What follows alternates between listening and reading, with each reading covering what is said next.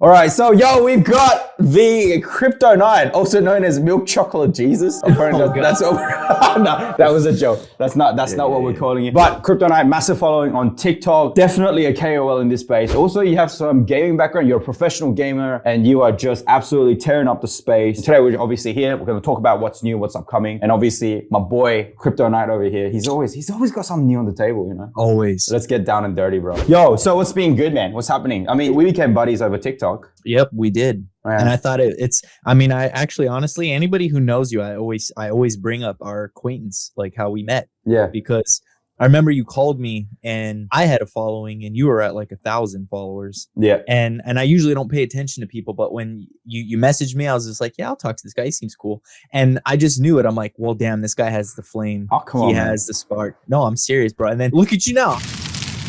I wasn't wrong. Like I was going with my intuition to continue to talk to you, and you have more followers than me now. I've actually seen you become very fit as well, physically. Like you hit the gym and stuff and all that. So there's like a real holistic approach with you, it seems. I stepped away from basically, I mean, that's another thing. Everything is time. You know, your time is a business. So how you monetize everything in your life is honestly the results that you're going to see. If you start to focus on one thing, you're going to see a dramatic result. Yeah. And there was a time where I was super strict on TikTok and it paid off very quickly. And I noticed other things falling short in my life. So I rotated my attention to my fitness and minding my own business for a little bit. And I'm still kind of on that grind. I mean, yeah, the holiday season definitely has, you know, it's just, there's just too much distractions everywhere, you know, family coming in, grandma's cookies and aunties and uncles bringing every other dessert in the world that, you know, try this recipe. Like, oh man. But you know, the whole point of it is it's beautiful because with New Year's right around the corner, we just set those resolutions and we strike hard, you know? That's it, man. So speaking of the new year, let's actually talk about some of the things that I guess worked in the last year, some of the things that didn't work, and obviously talk also about what's going to actually make us some good money, right? So, you know, we want to provide our viewers with some good value, you know, both for yourself and myself, of course. So what's been good, man? Let's talk about what's been good. Honestly, like the crypto space is just, whether it's shitty or not to some people, what they don't realize is the amount of traffic that it's generating with money. And it's only a matter of time before that starts to skyrocket. And like, I think we're at 400 million people in crypto, give or take. And I can certainly see that number shooting to 1 billion. And that's money that's going to be flown in there. And especially when we see like stocks and stuff. Like stocks, we're seeing stock money roll into the crypto space. Yeah. I mean, you see everything with Amazon and Tesla. Like at the end of the day, anything is possible. But I feel like it's going to move in that general direction. But when it comes to tokens and stuff, I mean, I'm old faithful. I'm all for XRP. I mean, I'm on the quant train, of course, XLM, Ethereum, when Ethereum 2.0 comes out. You know, I like to gamble on shit coins per se sometimes, but like, the crypto space can be very volatile, especially since there's no regulation. That's honestly the one thing that once that comes in, we're not going to have these coins that 10x is often, you know, we're not going to have all this BS come in that can make us money, but also rob us blindly of our money. And honestly, I wish it would stay this way because we're all gambling. And I feel like with that gambling, anyone can win. And all it takes is just that one moment of a right investment, the action that 10x is. Yeah. And I don't want that opportunity to be taken away, but then also we have to be smart about it. But I mean, it's been a good balance of that this year as well. We identify assets that's good to hold long term, which you've identified as being XRP. Although there's like mixed opinions out there about it, but we can all agree to disagree. It's all good. Life goes on. At the end of the day, the winners will be the ones who make money, right? So, you know, time will only tell. But then that coupled with those, you know, those, shall I say, moon bags, right? Of, you know, those things that, you know, that can just explode over one night and then just, you know, you made a lot of money. So I think that good balance of that is good. I mean, a lot of people I also see try to get in the crypto market and they're just like, yeah, this is a long-term investment for me. And that's all it is. Like, good for them. But I think there's just way too many opportunities in the cryptocurrency market for it to be just a long-term hold. Like, why would you? Real estate is something you long-term hold, you know? Crypto is something that you can easily make good bang off of, you know, off of short-term holds as well. And I think that's why people are coming in, you know, and we like to bag them heaps as well, saying like, oh, you know, how can you treat crypto like some sort of a gamble? You know, it's a really specialized trade, but it is a bit of both, you know, and you got to have an open mind towards it. And you got to be really open to these opportunities. Otherwise, you're going to miss out on all those awesome trains, which can, double, triple, quadruple your money within a span of 3 days to a week. You know what I mean? What's going to make us money moving forward? Let's talk about that. To be honest, that's I do believe that a lot of the utility holds, or the just the smart options that we're investing in right now, nothing's really being utilized to its potential.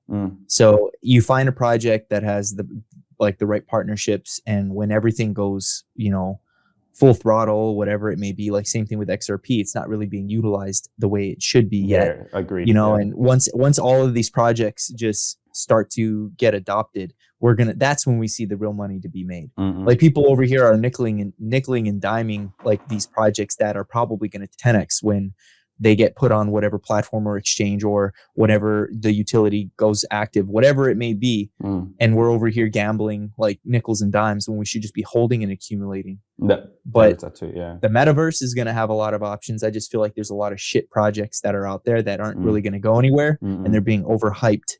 But there's a couple projects that I'm actually, it's not that I'm investing into them, I'm actually participating in them and competing.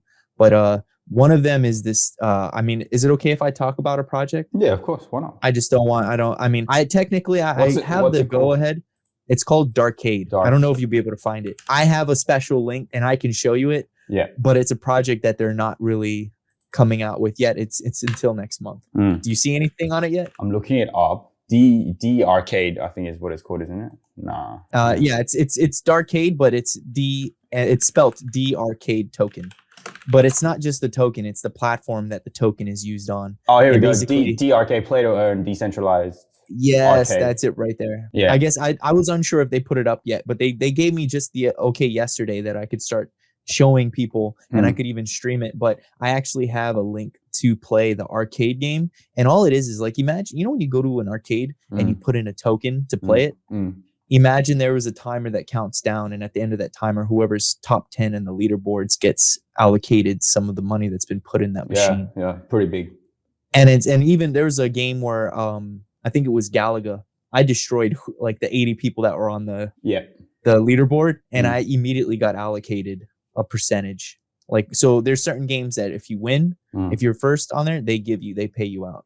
And if I can see like a lot of people playing these, and the cool thing is this arcade platform can adopt other people's video games. So it's not just something they create. It's anyone who has a game, they can put it on in their little arcade, and you just use their token to basically play the games. And then whenever you win, or every time you place top 10 and that timer runs out, that's a way you can make it. But this is just the thing.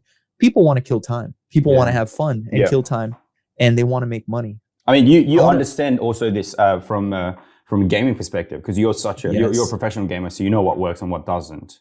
So you're seeing good promise in here. That's great. I've seen something similar on this coin called WAM. It's like an iPhone app. It's hyper casual gaming, which is just like Flappy Bird and shit like that. And then the concept is quite similar actually.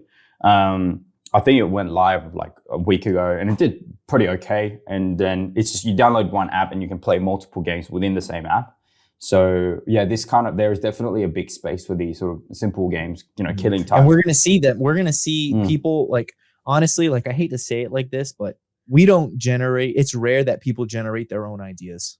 All we're doing is in this world right now, we're just taking other people's ideas and making them 100 times better. And honestly, if someone, like the way I look at my life right now is I can't do this on my own. Like if I have an idea and it's great, but someone can combat that idea with something even better, I want to hear it. Like I want to grow my consciousness. I want to expand my mind. And I love hearing people's ideas. And it's like some people are they become very self-conscious or insecure, but honestly, we're all on the same team. We're all trying to get to the same, point A to B, and we want to take care of each other. I mean, some people, of course, just want to punch each other in the throats, but the gist is, we got to spread love and awareness and be, just be better, than the people before us. Yeah, exactly. No, that's great, man. Yeah, and I see a lot of also people going from this like time wasting, time killing activities to actually being quite, generative financially, I guess, especially in the crypto space.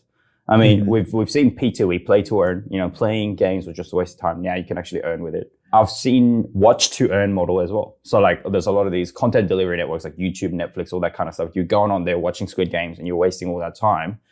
But if we actually work on the tokenomics and the distribution of the cash flow that goes to the advertisers and to the viewers, right? Then you've got a decentralized platform that actually delivers some benefit to those people who are just simply watching, which I think is absolutely crazy. So that being said, I mean, there is definitely already existing network effect that could be transferred over to the crypto market, which is going to be huge. I mean, because like Netflix has already done the work for crypto. Think about it. YouTube has already done the work for crypto. When there's this project called, I think it's called AOS, right? You can just, XCAD, my bad. XCAD, and you can just get a plugin on YouTube and then start to earn. You can buy tokens from the creators. When the creators grow, you grow with it as well. Massive on creator economy.